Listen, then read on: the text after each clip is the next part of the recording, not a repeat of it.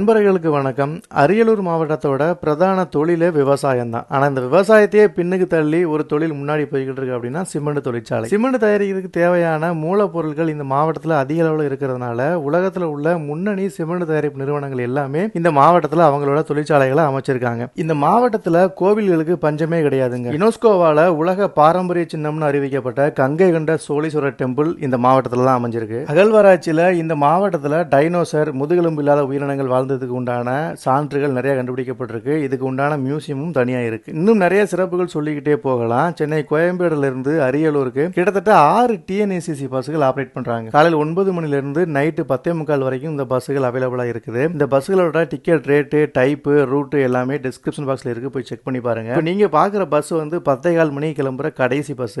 Lighting செட்டப்லாம் போட்டு சும்மா தகன்னு மின்ற இந்த கடைசி பஸ்ல நிறைய பேர் விருப்பப்பட்டு பயணம் பண்ணுவாங்க. உங்களுக்கு கடைசி பஸ் பயணம் பிடிக்குன்னா கமெண்ட்ல சொல்லுங்க.